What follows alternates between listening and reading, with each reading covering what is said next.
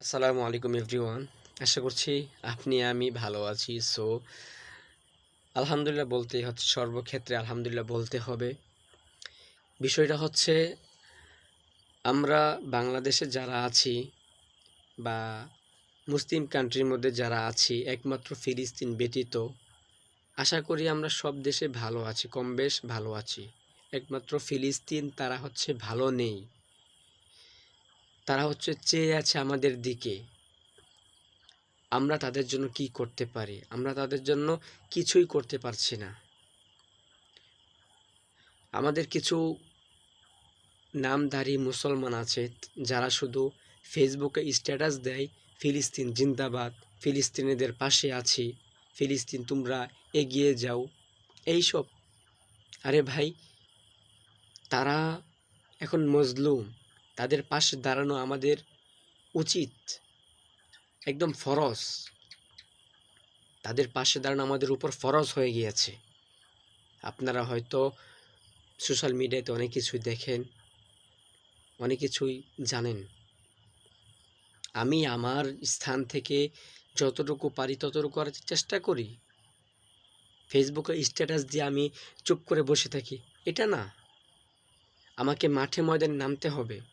মাঠে ময়দানে যদি আমি না নামি, তাহলে কিন্তু জালিমরা তারা ভয় পাবে না।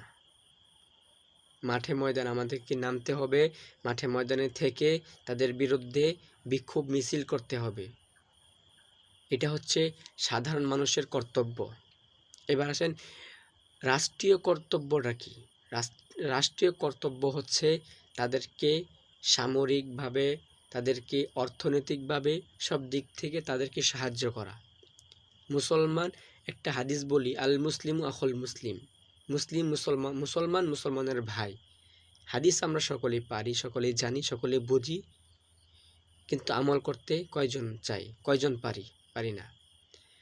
তাই আসুন, রাষ্ট্রীয়ভাবে আমাদের তাদেরকে একটি মেসেজ দেওয়ার আছে, সেটি হচ্ছে রাষ্ট্রীয়ভাবে যেন তাদেরকে, তাদের পাশে দাঁড়ানো হয়। রাষ্ট্রীয়ভাবে যেন তাদেরকে সর্বক্ষেত্রে তাদেরকে সাহায্য সহযোগিতা করা হয়। যেভাবে পাখি মারার মতো তারা মারছে ইসরায়েল, আল্লাহ যেন তাদেরকে ধ্বংস করে দেন।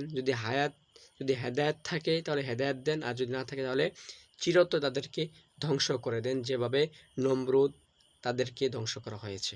আল্লাহ রাব্বুল আলামিন আমাদেরকে ইসলাম বুকে নিয়ে ইসলামের শহীদ মৃত্যুবরণ করার তৌফিক দান করুন, এবং ফিলিস্তিনিদেরকে এবং সকল মুসলিম উম্মাহকে হেফাজত করুন। আমিন। আসসালামু আলাইকুম রহমতুল্লাহ।